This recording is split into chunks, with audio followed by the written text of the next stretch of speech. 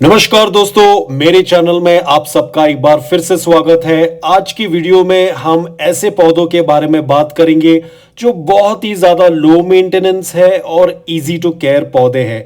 इन्हें सिंगोनियम्स कहा जाता है।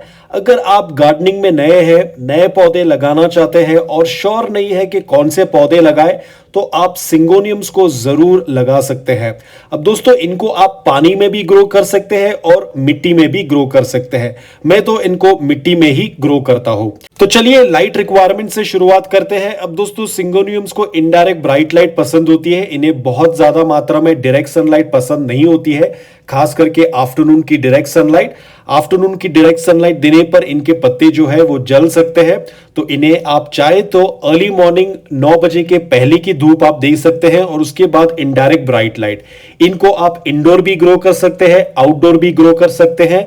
अब दोस्तों, इनमें बहुत अलग अलग वैरायटीज होती है, खास करके जिनके लीव्स बहुत डार्क ग्रीन होते हैं आप उनको थोड़ी कम रोशनी में भी रख सकते हैं।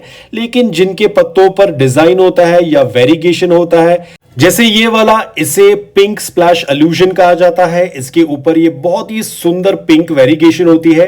तो अगर आप ज्यादा मात्रा में इसकी वेरिगेशन चाहते हैं तो आपको इसे ब्राइट इनडायरेक्ट लाइट देना होगा या डायरेक्ट मॉर्निंग सनलाइट 9 बजे से पहले। ये दूसरा वाला है, इसे पिंक स्पॉट कहा जाता है। ये भी हल्का वेरिगेशन और कलर होता है। तो इन्हें आपको अच्छी मात्रा में इनडायरेक्ट ब्राइट लाइट देनी होगी। इनको आप लो लाइट में नहीं रख सकते हैं। ये एक और हाइब्रिड वैरायटी है सिंगोनियम का, जिसे ग्रीन स्पॉट या फिर ग्रे स्टार भी कहा जाता है।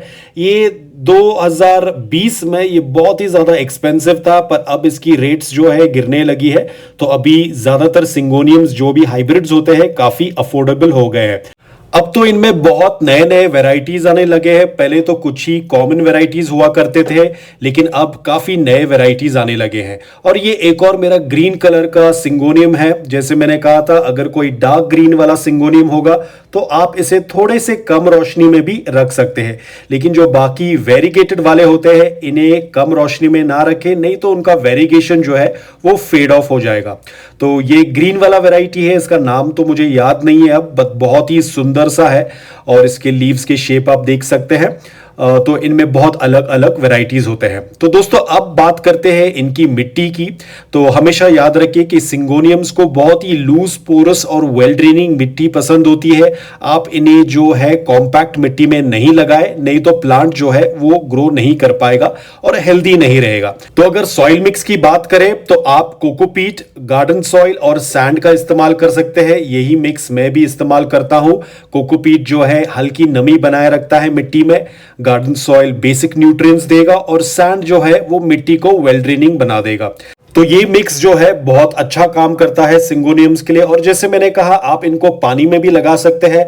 लेका बॉल्स डाल के आप इनके रूट्स को जो है लेका में लगा के फिर इसमें थोड़ा सा आप पानी ऐड कर सकते हैं।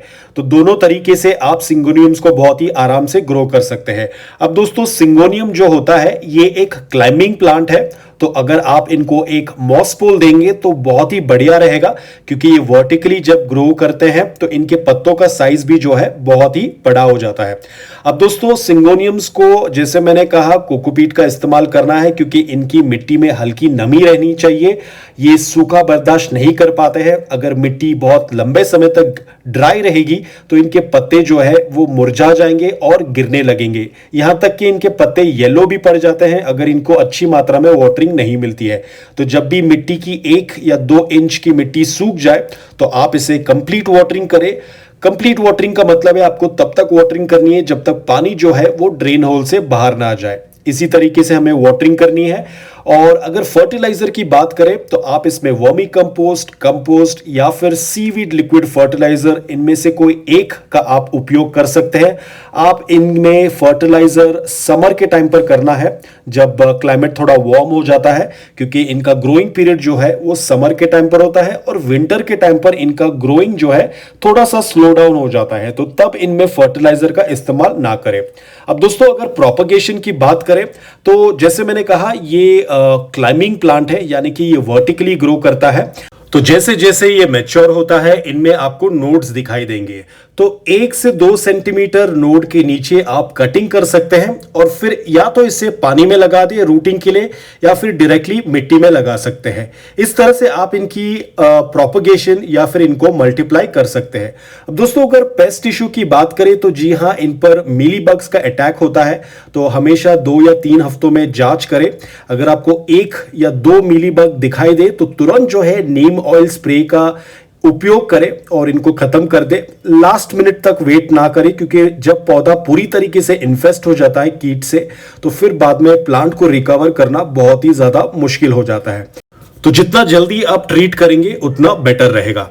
अब दोस्तों, क्या सिंगोनियम्स टॉक्सिक होते हैं? जी हां, अगर आप इनके पत्ते खा लेंगे तो ये पौधा टॉक्सिक हो सकता है मनुष्य और पालतू जानवर दोनों के लिए। तो ओवरऑल ये बहुत ही इजी लो मेंटेनेंस पौधा है। अगर आप गार्डनिंग शुरू कर रहे हैं और आपको पता नहीं कि कौन से पौधे लगाने हैं तो आप सिंगोनियम से शुरुआत कर सकते हैं। ये बहुत ही इजी और लो मेंटेनेंस है। तो आज के लिए बस इतना ही दोस्तों। मैं उम्मीद करता हूं कि ये वीडियो आपके लिए मददगार था। अगर आपको ये वीडियो पसंद आया हो तो एक लाइक जरूर कीजिएगा और मिलता हूं अगले वीडियो में।